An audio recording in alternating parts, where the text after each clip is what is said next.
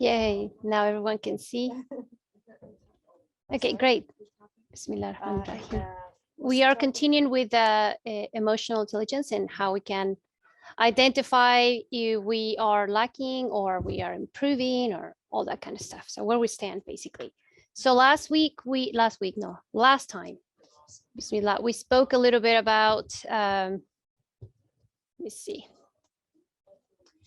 And since I would like to begin, of course, in the name of Allah, and may Allah SWT, guide us and open up our minds and make any of this information useful for us, inshallah, at some level, and allow us to benefit ourselves and benefit others through this, humble knowledge, inshallah.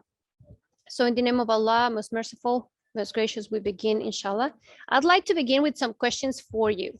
Who can tell me something we learned, or just a short summary on this title here? One of the signs that we are in need of growing our emotional intelligence and our management of those emotions is that we get stressed out easily.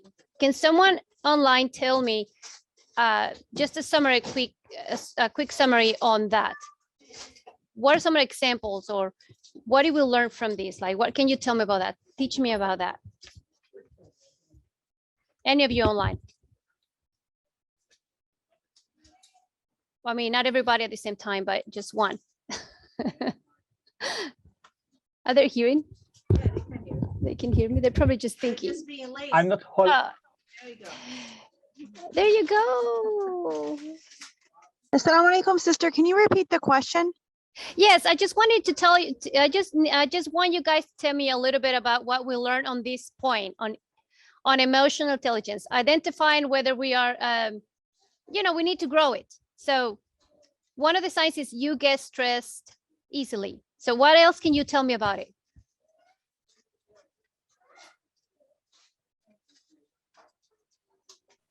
I'm not following the question. You mean that we get stressed easily, but I don't know. I mean, can you elaborate a little bit, because I don't get it. Like, what are okay? So one of the signs that we don't have we haven't mastered emotional intelligence is that we get stressed easily. So what else can you tell me about it? What makes someone get stressed easily? Maybe you can think about some things that make people stressed easily and unnecessarily. What are some of the things that may be people get stressed out easily, for example? I'll give you an example. Some people may get stressed out because, they're not going to be on time for something. Is it reasonable to really be stressed out if you're going to be late 2 minutes to something that is not life or death? I get stressed out easily when I am understood in their own way.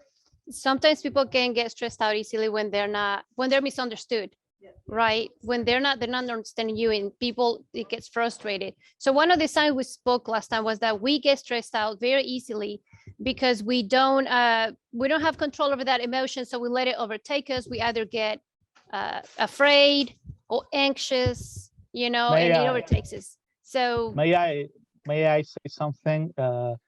This happens to me recently, so maybe it would help. I'm looking for a job currently, and I went to take a test for one of the jobs that was available. And this test was about I work as a translator and things like that. And I was supposed to transcribe some text that was given to me, but it was recording. And so as I was listening to the message, I was supposed to write it down on the computer. There was a lot of information to transcribe, and it was me here. Excuse me, I'm going to play my bit.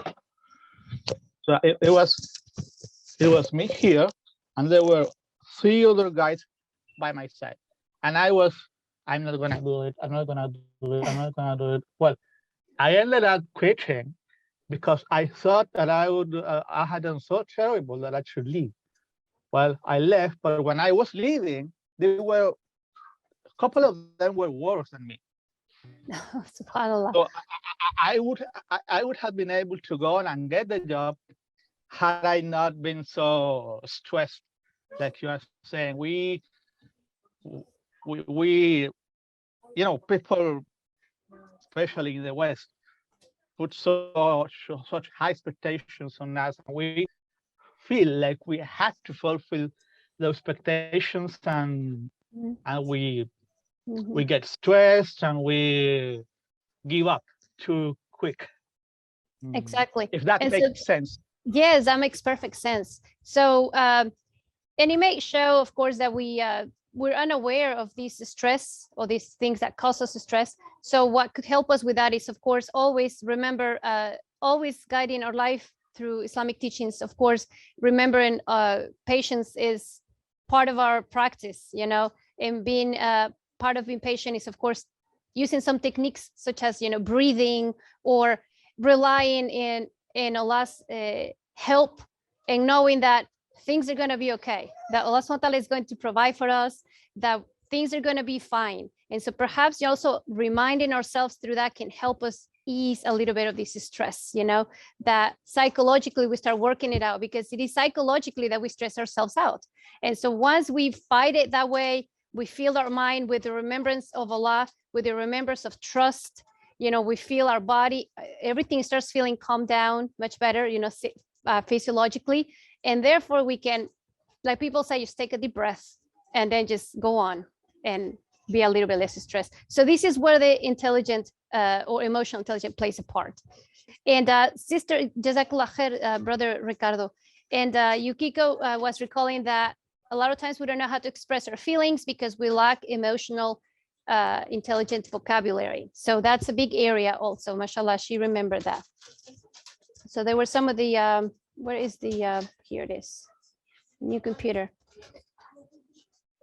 And we also spoke a little bit about how sometimes we have, it is hard for us to say no to things we don't want to do, or that we don't agree with, or that we just don't feel doing with our hearts. You know, we feel shy, or we feel overwhelmed, or we feel that we have an obligation to do it, or we just want to be nice, you know, but we need to learn to be kindly to say no to things we don't really want to. This is also part of our deen, because it speaks about the sincerity we have in terms of doing something, and intention is a big part of our teachings. Having the right intention, a full intention, a pure intention is huge part of our practice as Muslims. And so if we're always saying yes, yes, yes for everything, just because we want to be nice, but we are not being sincere, we need to evaluate how much blessings are we actually getting? How much pleasing is Allah going to be with us by doing something that He knows we didn't want to do with our hearts? So where is our intention? So this is something we need to check on as well, check our intentions at all time. And if we don't want to do it, say so in a nice and kind way and give an alternative. Look, I may not be able to help you with this, but I can definitely help you with this. Or I don't want to do this, but I can do this instead. Like, give alternatives. So the intention in our Islam is always there. So our intention is always pure and it's always sincere, because this is part of our teachings as well. I'm not trying to say, just say no to people. No, I don't want to. That's not it. But I also don't encourage for us to just be nice and say yes for everything, because intention is a huge part of our practice. And that's where a lot of our blessings lay. So we need to be careful with that, inshallah. And we spoke about the vocabulary, getting to learn about different words that we can use to express how we feel and to act upon those feelings. Like if I feel frustrated, then I need to say, you know, I feel frustrated, and I feel frustrated because this is not going my way. That's what frustration means. So learning to know what the specific word means can help us identify exactly what we're feeling and why we're feeling and what we may do in order to combat that, in order to, you know, eliminate that. So that's just a recap from last time. And let's see what else we have. We also spoke a little bit about making assumptions. A lot of times when we're not open-minded, when we are narrow-minded, or we have I would say little emotional intelligence, we tend to make assumptions. We're always thinking wrong about people, or we're thinking that everything people are doing it to us personally, that they're doing it to make us angry, they're doing it to, you know, to wish us bad, or that they always mean wrong, that they, you know, one of the things that help us with this is to think that we are important, but we are really not that important for people to just be thinking about doing wrong to us. You know, you're really not that important. It's not necessary to think that everything revolves around us and people are just thinking about us to pick on us. I am so important, everybody wants to harm me. Everybody just wants to do something to me. No, it's not like that at all. It reflects, number one, that the other person may not have the proper way to express their feelings, you know, what they want to say. They may not be informed, or they might be misinformed about your own personality or your own life. They may just not like you for the sake of not liking you, but that doesn't mean that we have to assume that people always want to harm us. So it will free our minds if we always just don't take it personal. It's not about us unless it is stated that it is about you. Unless they say your full name and last name, then it is about you. But if it is just something they throw in the air, don't grab it and put it on. Don't make those assumptions. It's not about us. So even if it is something related to us, we don't have to take it personal, because people may say things out of saying things, and that's how we can protect ourselves. Just it's not about me. It's not personal. So this is what we meant by that. The point that we're going to move on today is another sign that we may need to grow in our emotional intelligence is that we are people that hold grudges against others. So we don't forgive easy. Somebody did something small to us and we hold a grudge. We're angry about it. We're thinking wrong about it. It's been a long time and we're still holding that grudge. We haven't let it go. That's what it means, that we don't let go of things that need to be gone, because they stay with us and they create feelings. They make us miserable. They make us angry. They make us bitter, you know. So it's important to not hold those grudges. Again, all of it goes back to not taking things personal. People don't go around in the world waking up and say, today I'm going to do this harm to this person. No one plans for that. Things just happened, you know, and we need to be prepared for that just as much as we might do that to other people too. We don't wake up saying, today I'm going to pick Ruba and be mean to her, and at 12:30 she's going to be mad at me because I would say this, right? It's not like that at all. Neither does she wake up thinking, oh, today I'm going to see Erika and she's going to do this and we're going to get mad. No one goes planning around like that. Those things happen. So we need to just always again be aware, it's not personal. Don't hold grudges. If you have the opportunity, clarify. Go to the person and say, hey, that made me a little bit uncomfortable, whatever you said or did. And I kind of like don't feel comfortable about it. Like, what do you actually mean? You know, like, do you mean to say this because it actually hurt me? Or, you know, I took it like this. Is that what you meant? You know, like, just clarify. If you have the opportunity, clarify it and get rid of that. So if we find ourselves again holding grudges against somebody without clarification, just making assumptions, then we need to grow in that area. And one of the ways to grow in that again is clarifying. Accepting, first of all, that we have a grudge. Don't say, oh no, it's over, when you know inside that it's not over. You and Allah subhanahu wa ta'ala know your heart. You need to be honest with you, right? We cannot lie to anyone except ourselves. So we need to be honest with that. And so don't hold any grudges. Let go. And if you let go sincerely. And if you having a hard time letting go, talk to the person. Talk to the person. If you need an apology, ask for an apology. If you need them to do something in back, in return for what they did to you, ask for it. Okay, ask. And if there is really no way, then ask Allah subhanahu wa ta'ala to just cleanse you, purify your heart, let it go. Let it go and don't go back to it. Okay, don't go back to it because it's going to be there to bother you all the time. So moving on is acquiring that maturity, is acquiring that emotional intelligence, meaning you're intelligent about that, you let it go. So if we find ourselves holding grudges, whether they're huge or small, we need to let them go. Another point on that is that those of us who need to develop in this area tend to blame other people for how they make us feel. In other words, we're not responsible for our own actions. We're not responsible for our own for any actions that might make us feel a certain way.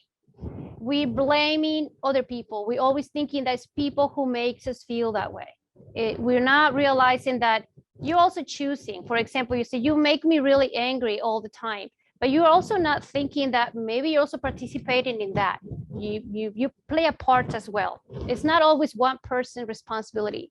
And I'm not saying that if you have an argument or the situation is there in which we may get angry, we're going to get angry. Just because we're emotionally mature does not mean that we're never going to get angry. We are, but we are not going to lose it. You know, we are going to have a little bit more control. We're human beings, we're going to feel, but it just means that we're probably going to take a deep breath and find a different way to deal with it, in which is not going to be harmful for us, and it's not going to be harmful for others. So that's all it means. So I don't want us to think that we're aiming for perfection. That is never going to happen. We are not perfect. Allah did not make us perfect, so it's not going to happen.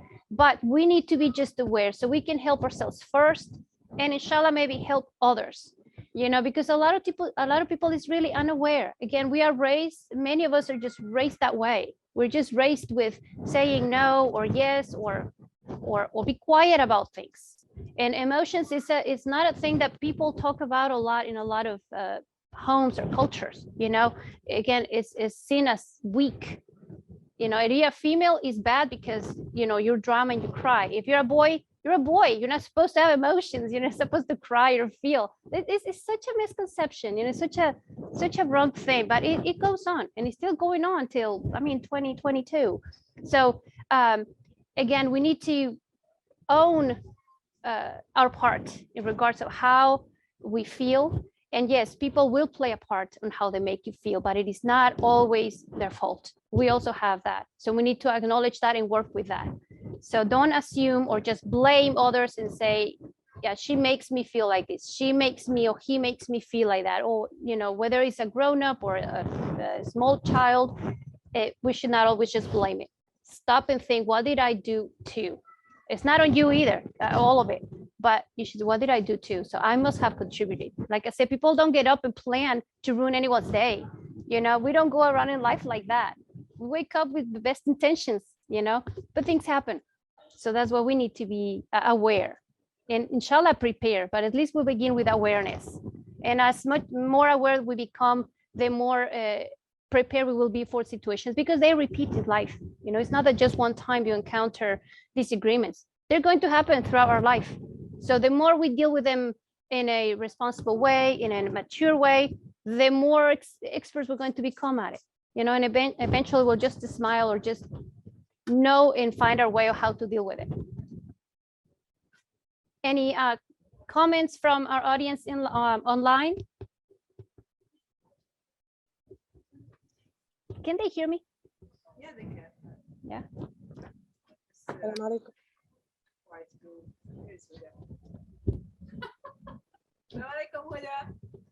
alaikum, sister. Could I see her name? Let me put it. Yeah, she can hear us. Tell us, do you have a comment in regards to our topics, like what we're discussing? Jazakallah khair. I want to just, I heard what you just said about the last part, and mashallah, that's very interesting. I wish just to understand if you were talking about people that we meet randomly in life. It means when you said when people wake up, they don't have intention to say, okay, today I'm hurting this person or something, doing something negative to this person. Yes, of course, things can happen in randomly with different people. You may know, you may not know, but I'm asking if this apply also with people who are really closer, who may in daily life or for some reason, some kind of conflict happen for some interest or some, you know, there's many stories, but it's including the feeling of injustice, not just, oh, somebody hurt with, you know, when it's like light hurts, you can just go on. And but when it's something that can influence even for future decisions, things like that. So is whatever you said, it's applying on both sides, the random events and for the people who are around us and we have with them a deeper relation. So this is my question. Yes, of course, it applies to, ideally, it applies to both sides. Ideally would be that both sides are aware and are mature and know how to handle these things, because that way they can open up a conversation, you know, a dialogue, a conversation in which will clarify the feelings and the doings that one person may be doing on the other to, like you said, make an upset or hurt him and whatnot. So definitely should be from both sides. But if only one side is strong in this, then it's of course going to be a heavier load. But part of growing emotionally is that we are able again to understand what bothers us from other people, and finding a way, or, you know, again, taking a deep breath, of course, remembering Allah subhanahu wa ta'ala, giving the person the excuses that they need in order to protect ourselves from being too hurt. You know, I am not saying that because we're emotional intelligence, we're not going to get hurt. We are going to get hurt, but it's going to be less. It's going to be less and lesser times. So it's not, we're not going to react and we're not going to be as hurt as other people that may not have it well or have it developed. And so, yes, ideally would be that both people are in tune and they understand each other's emotions. But if you are the only one that understands it, then you're going to have to do the double work and eventually just find a way to, again, let it go, ignore the person, find ways to say, hey, I love you too much to argue. You know, I really appreciate our relationship. I don't want to argue and ruin about this. So this is the way you feel. I respect that. And if they don't want to respect your point of view, sometimes you have to understand that just to tell them that you respect theirs sometimes can at least ease them a little bit and say, hey, okay, fine, that means a stop on this or that. So unless it's like physical, which I hope is never, anything else is workable. So sometimes we just have to take that and say, you know what, I want peace. You know, I want peace, and I understand you, even if you don't understand me, or just say, you know what, I respect your point. So jazakallah khair, just kind of, you know. How do you deal with relationships when, for example, the person always, whether like in the family, whether a mom or a husband, they're still like, they always like blame you for anything happening to them? Yeah, if anyone is blaming, one of the questions is, how do we deal with people that always blame us for anything that happens to them? That they tell us, oh, it is your fault that I didn't become a doctor. It is your fault that I got sick. It is your fault. Well, first of all, you need to understand that it isn't, unless it really is your fault. You know, you put your foot out, you know, and someone trip on it, and that is clearly your fault that someone tripped on your foot because you did that intentionally. But if you did not intentionally do that, you did not physically participate on that, again, it takes both sides. All of us are responsible for something. And we're not always responsible for other people's things and doings. We are responsible for our own share, for our own thing, you know?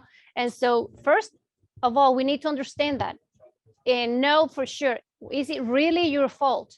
Or is it that they want to believe you? Because one of the characteristics of people that lack emotional intelligence is that they're trying to be manipulative and they're trying to blame others. They are running away from their own responsibility because no one likes it.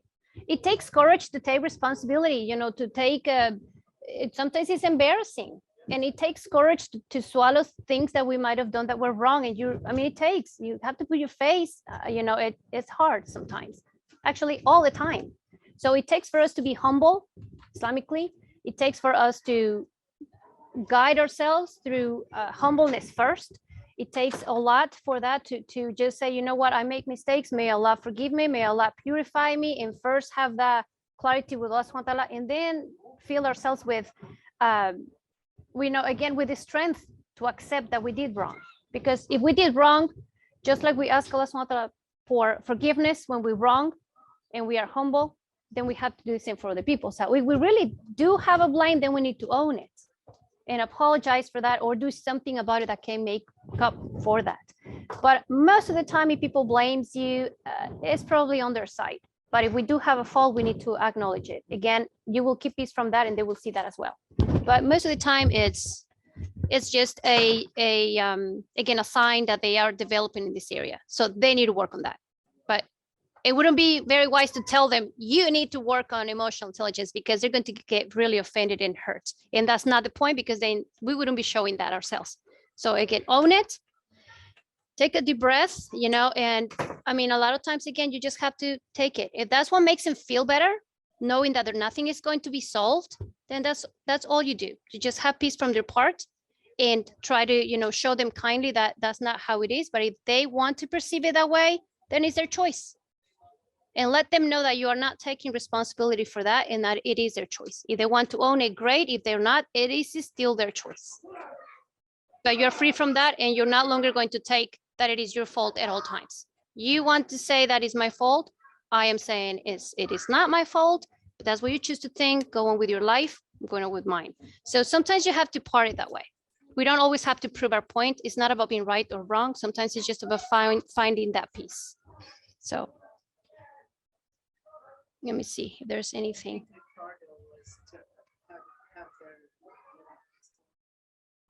How do I see? I don't see any hands. Oh, I'm sorry, Ricardo. Hello. Oh, there it goes. Okay. Can you hear me? Yes. Yes. Well, I have to. Excuse me. I want to pose a question in a different way. What when we know that we indeed have caused the situation, you know, and we know we are responsible. We want to fix it, but not to the point where in which we feel completely useless. Like, you know, like I don't know how to use polite expression in English. So just suppose that it is indeed my fault that this happened to you, and I want to fix this, but not to a point, to the extent in which you become like, I am completely worthless, something like that. I don't know if you understand like, what I mean. I think what you mean is like if it was your fault, but not completely your fault, that somebody else. No. No? It was my fault. I mean, I'm in a hypothetical case. Yeah, I know, hypothetically. Yeah, it was my fault. Uh-huh. And I need to fix that. I Uh-huh. mean, as far as possible, of course. But considering me, myself, before myself, if that makes sense, I don't want to look at myself, my own self-esteem is reduced to dust. Because it was your fault. Yes. How Okay. can I balance that in a healthy way? Okay, so let's suppose we did something ourselves that we are the cause of something that happened to someone else. It is our fault completely, and we want to fix that. Yes. But we don't want to work so hard or take it too deep towards we will feel like we're nothing, or like we are humiliated or lost our dignity, stuff like that. So to a certain point, okay. So if we are the cause of someone's wrong, if we did wrong to someone, or it was whatever actions we might have made cause someone's calamity, or, you know, we made some mistakes, and it is indeed our fault. And yes, if we have the opportunity, we should definitely, again, reach to that person and offer, first of all, ask Allah subhanahu wa ta'ala for guidance and forgiveness, because we always sin and wrong ourselves first, and it's always against ourselves. So we have to ask Allah subhanahu wa ta'ala first for forgiveness, and he allows for the person to forgive us. And we have the chance, of course, to reach out and try to fix that situation, communicate and express that it wasn't our intention, or maybe at the time we didn't know any better. We make mistakes and we request their forgiveness. That's number one. Second, we will ask Allah subhanahu wa ta'ala, of course, to restore our dignity. You know, for whatever we did, everyone makes mistakes. And if Allah forgive us, inshallah, he raises our status always because we get closer to him. So by doing that, by freeing yourself, a lot of times they say you will know that Allah forgave you when you feel back to yourself again. And you, just because you did something wrong doesn't mean that we are the worst person in the world. It doesn't mean that we are to take you know, the blame all the time, and that people can point it at us for the rest of our lives. You know, just because we made a mistake doesn't mean it has to be pointed out at all times. And again, you need to come to peace to that by asking Allah subhanahu wa ta'ala for forgiveness sincerely. And when Allah forgives you, he will relieve you from that. Now, so if the person does not want to forgive you and wants to keep a grudge, that's on them, you know, and you should try, definitely, you know, we should strive to make sure that those people forgive us. But at the end of the day, you can only do so much, and you need to worry about you first and your relationship with Allah subhanahu wa ta'ala for whatever we might have done that caused any wrong to anyone else. Does that answer your question? Yeah, jazakallahu khair. Perfect. Okay, jazakallah khair. Let's move then to 7. I think it's over here. So another point on this would be that, again, we find that people that maybe need to develop their emotional intelligence, so those people that tend to get offended for everything and very easily offended. Like you make any comments and they always take it personal. They always get offended. They get offended even because you may say something that isn't even related to them. They're always just looking to see if anyone is saying wrong about them. It's almost like they these people are very sensitive, but they're also just thinking, because their own personality or their own state of mind is always thinking wrong about others. They may think that what people do is to offend them, to cause them harm, to make them angry, or that they always just criticizing. Now we might get offended when we get criticism, because criticism always has a little bit of truth in it. Right? When people criticize us and we get offended or we don't like it, is because there must be a little bit of truth in it. Otherwise, we wouldn't care about it. And it's okay, you know, to acknowledge that maybe we have a little bit of fault and we're being criticized and we need to improve that. And that's how we should take it. We shouldn't take it as in you're criticizing me and you know, I'm getting offended and mad and you just want to tell me this and that. So if we find ourselves again that we take everything personal, everything offends us, then we should probably grow in that area and understand that not everybody is out there to get us. That's not how it works. Not everyone is out there to get us. Not everybody, again, goes around to just thinking about how to offend and harm someone, right? And we need to be more mature about it. We need to choose what things may grant for our energy to be spent on feeling bothered about things. Most of the things don't grant that. Most of the things don't deserve our time and our energy like that. So we need to be wise about it. We need to choose and be wise about it. Do I really want to spend my energy on this? Am I really going to get offended about this? Like, what's the benefit of it, right? So we need to kind of weigh those things as well. Oh, that's a phone. Okay. And then the next one would be we often feel misunderstood. So people that, again, this goes back to not being able to assert ourselves properly, clearly, and completely. Is that the real one? That I'm not sure. Is that a person? Is that a person for the adhan? I can't tell. Oh, okay. Sorry. The adhan is going. I'm sorry.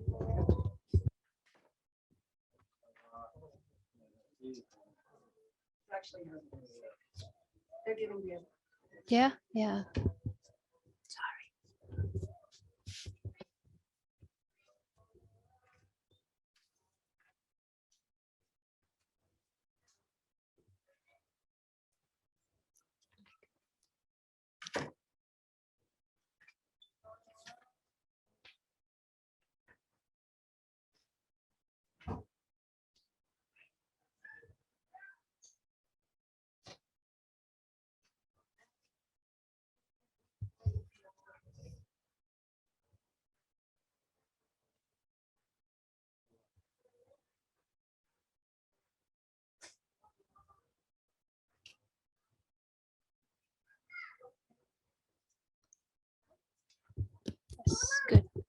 Okay. So before I continue on the next point, I have Sister Yukiko's hand up. Sister, would you like to make a comment? No, actually, just a question. Maybe after this, after you finish your explanation, I will ask. Okay. And Brother Ricardo, you still have the hand up. Do you need to say something else? Can I comment? Inshallah. Yes, of course. And who's this? I'm sorry. This is No, Ruba. I'm driving no, right now. stop. I'm getting something Oh. coming back in a minute. But I'm listening to your lecture. It's very valuable. Sorry, Ricardo, I'm interrupting you. But I have something to say about the point before this one. Most people who get offended from anything that you say, it's basically because their self-confidence in themselves is very low. And in my opinion, and what I saw that it is very beneficial in doing is when you see someone like that, try to compliment them, say something good about them in front of them. And that kind of like change their mood and increase their self-confidence. So they become more of a, like, you know, happier people with you. They become more, you know, but there are some people, as we said, that they're always offended, like almost all the time. Like anything that you tell them, they get really offended about it. And in this case, it's like, you know, what do you do is like, do you cut off your relationship completely with them? Because I had to do something like that with one of the sisters, that anything, like, even when I said, like, I hope that you're okay. And she took it really offensively. And she said, I don't know why you think that I wouldn't be okay. And I'm like, oh, what I said, it's like, how are you doing? I hope you're okay. You see what I'm saying? And it just kept going and going. Every time I say something, she had to always comment on something like, well, I promise I did not mean or intend to say something like this. And I don't know. So what do? Do you actually cut them off and you just, like, you know, release yourself from the headache, or what? Or do you actually keep going with them? I just don't understand, like, how to deal with people like that sometimes. I think that, I mean, if those people are necessary in your life, so it's probably worth it to again understand their position and why they may always be offended. I mean, if you know that it's someone very sensitive to even to something as simple as asking or wishing them well, then you know, then you have to decide whether, you know, that's a person that you want in your life or not. And you should probably just be honest with them and say, look, I just care about you. I just sincerely want to, I'm really wishing you, I hope that things go well with you. I know you're great, alhamdulillah, and I hope they continue to go well. So instead of them feeling that you're thinking their life is not well, you're pretty much telling them, I hope it continues well. So you kind of add to their good already in their life. So you're just wishing for them that their life is well. So you acknowledge that their life is well. So you make it clear to them that you know they're well, but you just wish them for that to continue rather than maybe it's bad and I hope it's better, because that's what they're thinking. And that reaction of someone like that, it may be that they're actually hiding something. Their life may actually not go well. You don't know about it, but they might think that you do. So a lot of times, if they're sensitive about it, they may be just private. So just kind of acknowledge that they're well and then just wish them, kind of build on what they tell you. Does that make sense? And if there's these are people that you don't need in your life, so maybe it is healthy to just say bye. You know, I mean, sometimes you don't need everyone in your life. If these people are not healthy for you and you get no benefit from that, because you may even get sins by offending this person that all the time, and she feeling, I mean, your whole presence may even be offensive to them, then why have that relationship? You know, so we also need to be careful with that as well. Not everyone needs to be in our life, and we don't need to be in everyone's life either. So, but if it is someone significant, then it is worth to just kind of understand where they're coming from and just add to the goodness. Does that, I hope that helps a little. Yeah, that makes, you know, it's just like, I have to stop thinking, is like, I have to stop thinking about myself like I want to fix the world. You know what I mean? Like, because sometimes like it's really hard for me to cut off my relationship with anybody, even if I know that it is really harming to me. and it's really painful to me, but it's really hard to tell them, hey, I don't want to, or like, you know, I just shut them down. I don't do that often, like very few times. It was probably the only time when I had to block somebody when when I had this situation, you know. But it's really hard. It's like sometimes you have to, as you said, pick and choose your battles, you know, and your friends. So sometimes you don't have to cut them off forever. But I mean, sometimes taking a little break is healthy, you know. Maybe they're going through a period of time in which they feel annoyed by everyone, and they might actually benefit from your absence. And then, you know, at a different time, you can reach out to them. You're still the same. You still love them, and they might have a different attitude. So they may be overwhelmed from other things around their life. So sometimes it's okay to just take a little break and give people their space, you know, without cutting them off completely again. So Jazakallah khair for that, mashallah. And Sister Huda. Yes, Assalamu alaikum. So I want to join you on the same topic. So I want to make sure there's ayah in Surah Al-Munafiqeen where if you want me, I can read it. Sure. In a part of it, they think that every cry is against them in the description. So I'm not sure if it's applied about what we just talked about, that they think everything is concerning them when you are talking. So I think Ruba can answer that. Would you please? Yeah, okay. So whoever can answer that, I will read the ayah in Arabic if Ruba will listen to it. Yes, she will help. Sure, go ahead. بسم الله الرحمن الرحيم وإذا رأيتهم تعجبك أجسامهم وإن يقولوا تسمع لقولهم كأنهم خشب مسندة يحسبون كل صيحة عليهم. So I don't know this is something connected to this or not. I don't know what is. Can you give me the where is the ayah in which chapter? Okay, this is surah. Okay, Surah Al-Munafiqun, al-ayah 4. Okay, let me get it. Well, because I don't like to be translating from myself. I like to open and get it right now. Give me 1 second. I'll get it right now.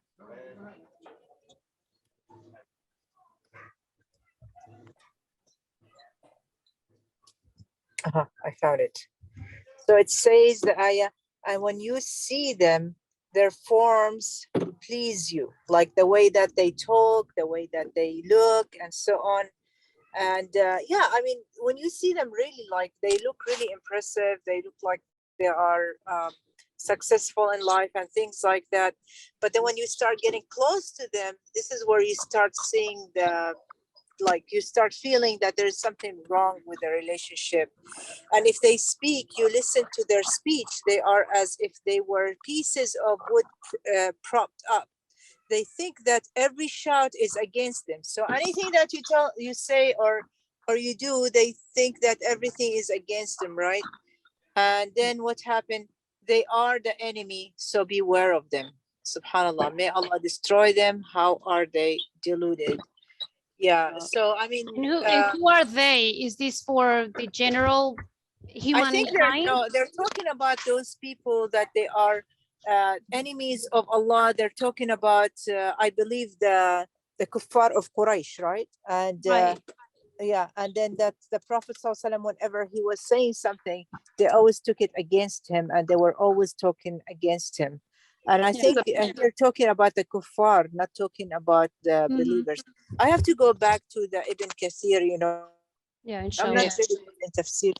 Yeah, but I believe so, because I mean, when Allah subhanahu wa ta'ala curses someone, he does not curse Muslims. He always curses either the munafiqeen, which are the hypocrites, you know, and those are that they are, of course, there are different types and levels of hypocrisy. We're not talking about the little hypocrisy. We're talking about the big hypocrisy, who are showing that they are Muslims and they are believers, but they are not. Like inside, they don't have any belief in Allah subhanahu wa ta'ala. And they're just there to destroy the community of the Muslims all the time, you know. And they know that. They know they are munafiqs, you know. There are some people who don't, like, they do shirk, but they don't know that they're doing shirk because they're just ignorant. No, we're talking about people who know what they're doing. You see what I'm saying? Are the disbelievers who are enemies of Islam, like the Islamophobes. So when you see Allah subhanahu wa ta'ala cursing someone, it's because they are against Allah subhanahu wa ta'ala, not because they're just like, you know, doing things like this. Does that make sense? Yeah, it's not like double-faced people. Sometimes Yeah. they just think everybody is like that. Yeah. And they are Right. But as I said, you know, when you see someone who's extra sensitive, I mean, even me, I mean, I'm talking about myself, like when I am really agitated and stressed or something like that, I become sensitive, you know, but that's a temporary, yeah, no, it's like a temporary case where, like, for a few minutes or for like a day or two, where, like, you know, anything agitates me, anything makes me angry, things like that. And then I have to come back on myself and I start asking Allah, okay, what is wrong with myself? I have to come back and start mentioning Allah more. I have to make dhikr. I have to make istighfar and calm myself down and take myself out of the negative place where I was in. For example, if I have a bad relationship with someone or someone, I have to take that break, as Sister Erika said, right? So yeah, so in that case, I don't think the Quran in the ayah, in this specific ayah, talking about those people. We're talking about people who are always, almost all the time, you know, they're doing corruption in the society. That's what we're talking about. Does that make sense? Yeah. Yes. Huda, does that make sense? Yeah. Okay. So we move on then to the 8th point, and that would be if we are, again, needing to develop our emotional intelligence, then we might feel that people don't understand what we say clearly, that sometimes we say something but people understand something else and it's not what we meant. And again, this may go back to being assertive and kindly stating what we need to convey, what we want, or what we need to be done or understood.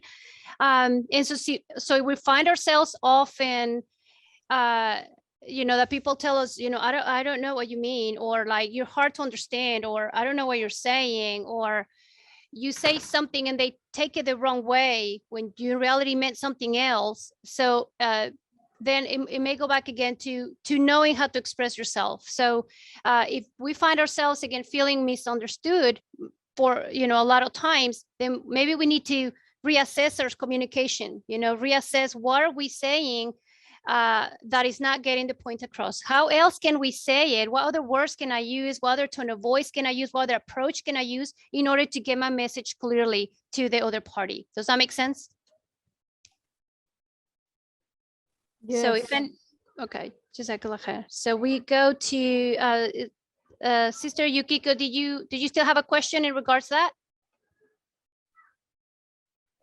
I just a little thing I want to say. You were mentioning a tone of voice, and nowadays we text each other around the world and we are not seeing the other person's face. And so that person texts something and we feel misunderstood or offended. And that is simply because we are not talking to a person face to face. And just to say that happens. Yes. And again, it depends on what we're communicating. So if you're just sending a little text messages to say, hey, how are you? And just something simple and little like that doesn't have a lot of meaning and does not need, you know, you're not really conveying, you know, a deep message, then that's okay. But I am referring to an idea or a message that needs to be clarified, you know, it's something that needs to be understood, something that requires, you know, like more communication. So if it is something little like that, it's okay. We send emojis. We know that, I mean, I'm happy or you're happy. I send you a hug, whatever, you know, those kind of things are okay. But we're talking more like when you have a discussion or an argument or talking about some topic and you need things to be clear. That's when we need to communicate, or in our daily communication with our, you know, with our relatives or those around us. So the 9th point, which actually goes back to 8, but that was a mistake on my part, is that we don't know our triggers. A lot of times when again, it goes about being self-aware of what makes us feel in certain ways. We should know ourselves to the point in which you will know what kind of things make you angry, what kind of things frustrate you, what kind of things cause you anxiety or fear or makes you nervous, or displease you. We should be aware of what sort of things cause us to feel certain things. So we are totally unaware and we don't even know whether something makes you feel a certain way, then we're not going to be able to work it out. So we need to have a self-evaluation on those triggers. If you know that being in a certain place with certain people will make you uncomfortable and it's going to give you anxiety, then we need to find, and if it is absolutely necessary that you are there, then we need to find ways to work on that, to find ways to ease our anxiety ahead of time. But if you don't need to be there, then the proper action would be not to be there, right? Just avoid the situation, avoid the situation that makes you feel certain emotions. So we don't have to go there to put that burden on us. So knowing ourselves and knowing what can cause us certain things and certain emotions, it's very important in order to find ways to either work it out or just simply avoid them altogether. And by avoiding it, then we're safe rather than sorry. And then, and if we are put in the situation by necessity, we are called to it and we are put in that, then it will help, of course, to know ahead of time what those situations are, again, to prepare ourselves, because we may encounter situations in which we are put on the spot. For example, I'll give an example for myself. I feel really anxious when I get in the staff meetings, my name gets drawn on the little stick and they say, Miss Perez Negron, and they have this question there. And I'm like, but I know already that this is how it works. So anyone can be called on whatever. So they usually send this information ahead of time on what the topic's going to be. So to ease my own anxiety, even though I don't get picked a lot of times, alhamdulillah, I try to go over those points and just make sure, to think about, oh, they might ask about this, this, and this. And if I really don't know, then I actually just prepare myself, say, you know what, I don't think I know the answer, I'll answer next time. Or I get the courage to at least say, I don't know, I pass. You know what I mean? Rather than stand up in there and feel this anxiety and be overwhelmed and I know what to answer. So a lot of times, if I really don't know, I have gotten to the point in which I am brave enough to say, I really don't know that. I like to learn more about that. Or like, wow, I really don't know. I'm not familiar with that, actually. I'd like to learn. So I kind of ease myself like that. And does that make sense? I just try to I get out of it without feeling so much anxiety. And I'm being honest. If I really don't know, I don't know. So why should I stress about something I really don't know? So I just let them know. And I have let go of feeling embarrassed about it. It's okay if I don't know.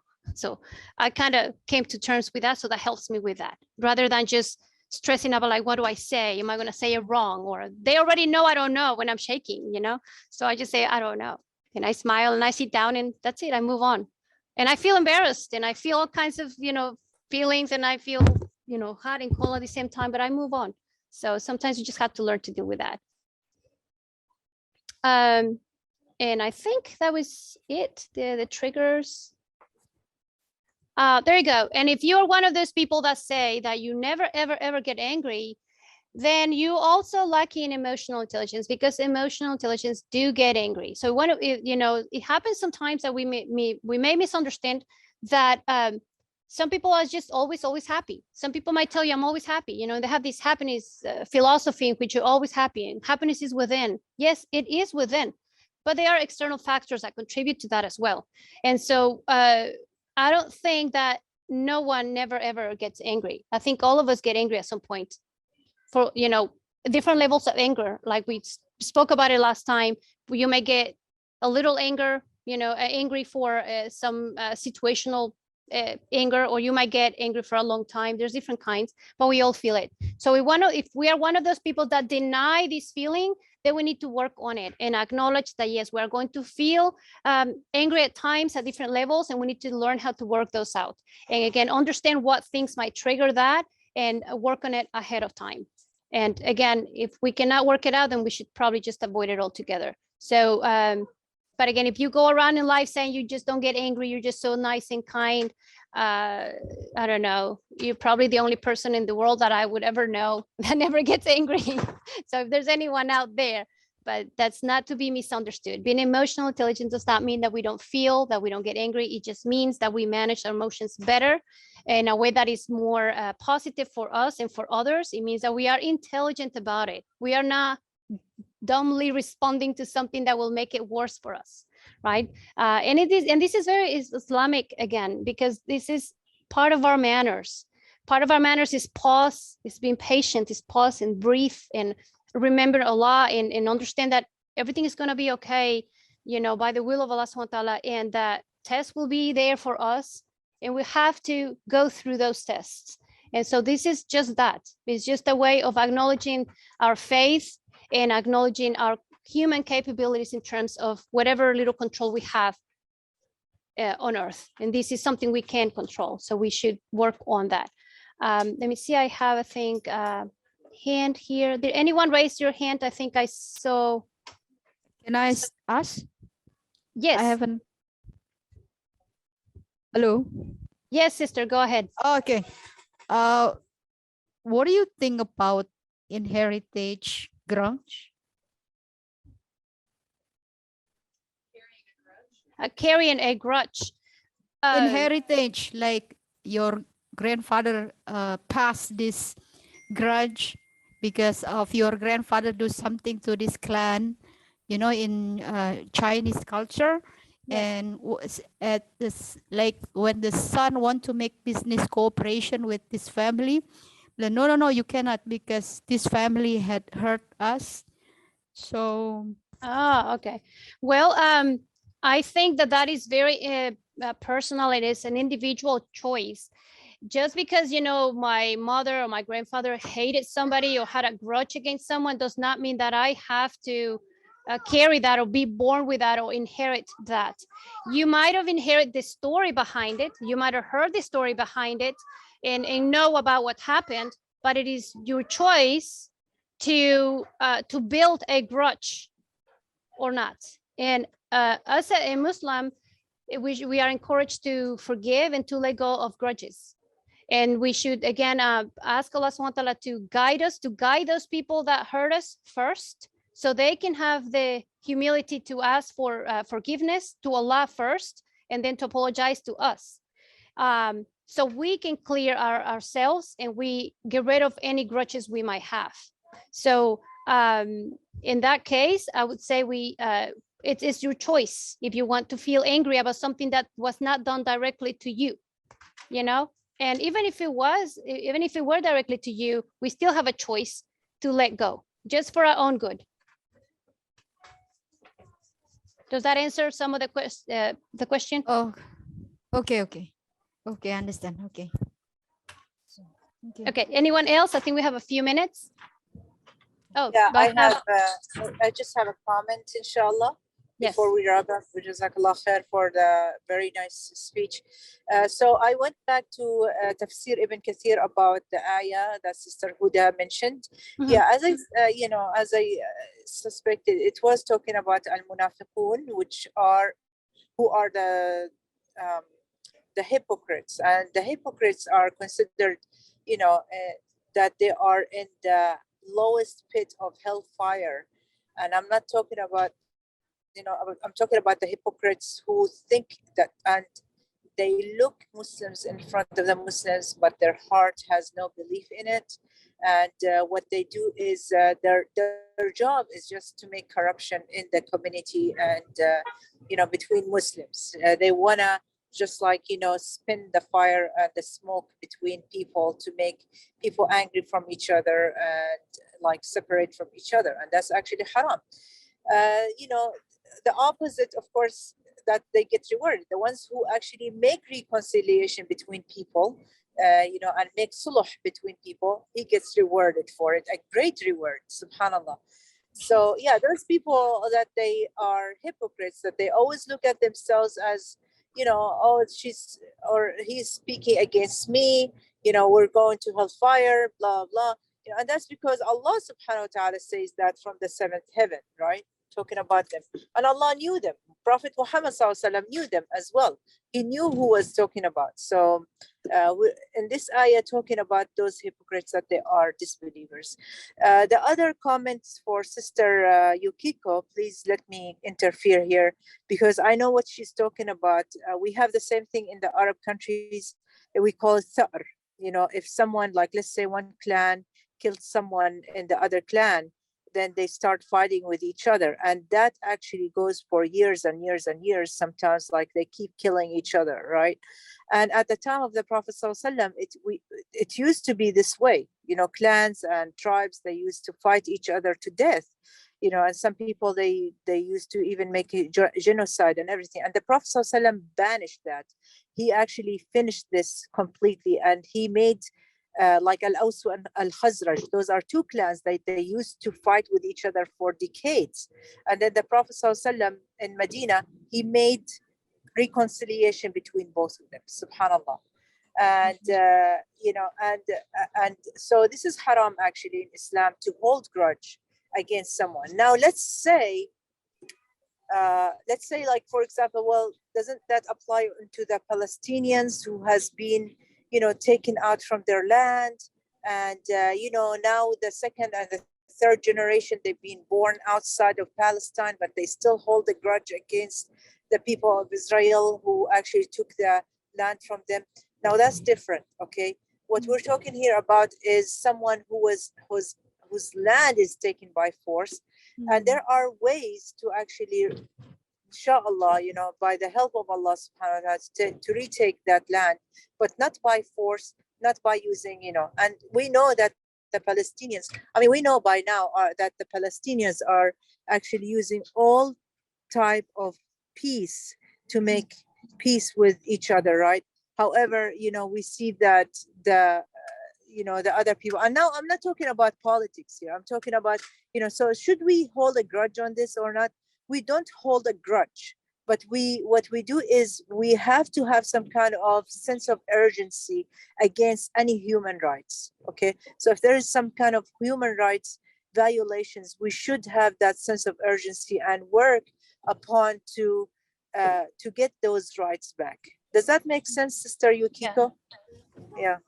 Yeah, and also because you know, like you said, in the case of the Palestinians, they are presently oppressed, so they are living a situation of oppression, and I was still living it, right? Right, It's not they're still something living that it. happened So 100 years ago.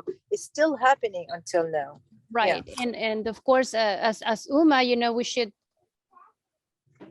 care for our brothers, and their pain should be our pain as well. So I don't think that would be necessarily a grudge. I was thinking more like something that someone did to you a long time ago and you just haven't forgiven them, or just haven't let go, or that somebody told you a story that happened to them and they pass you that story, and therefore it makes you angry, it makes you dislike them or hate them, even though you might have not even known the people or the person, but you're angry about the actions somebody else in the past did, and then you carry on with this story and with this pain and this hurt and this grudge.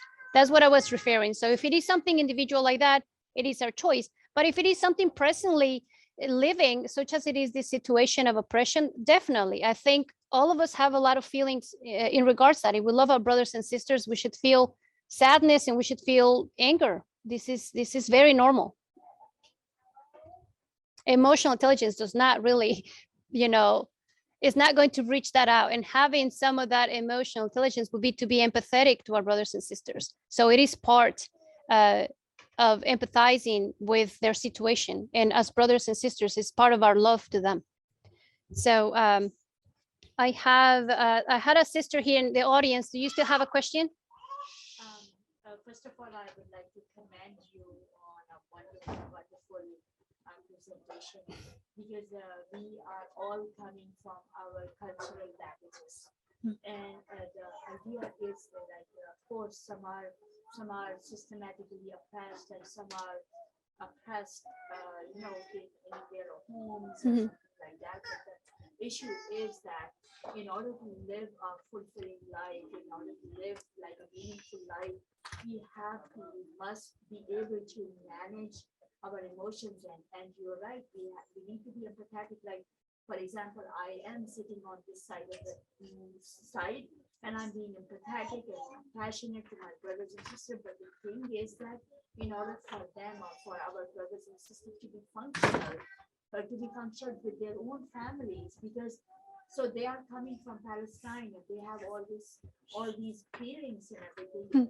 How are they going to manage with their own kids, with their own families, with their jobs and everything? So they for this one, we need to have this kind of setting where we are having conversations with each other. When you're talking, and then, for example, my sister, for example, I'm from Palestine, and somebody is from Croatia or something like that. Somebody is from, from East, Germany or something like that. So we should be able to communicate, and we should be able to strengthen each other so that we can rise above these. The thing is that otherwise we will be down all the time, and we won't be able to accomplish what Allah subhanahu wa ta'ala wants us to do. That's true. Yeah. Jazakallah khair. So thank you so much. Oh, alhamdulillah. I saw a few hands here in online. Anyone else?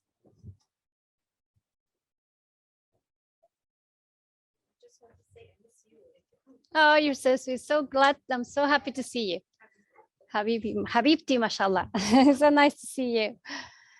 Is anyone having any other comments? No?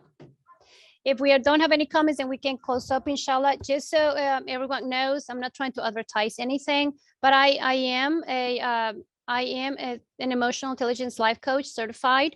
And if any of you would like to take the metrics, like the brother said last time, I will be more than happy to send it to you, and you can take the evaluation and find out which areas you may be working on, or that you might need to strengthen, that you might need to work on.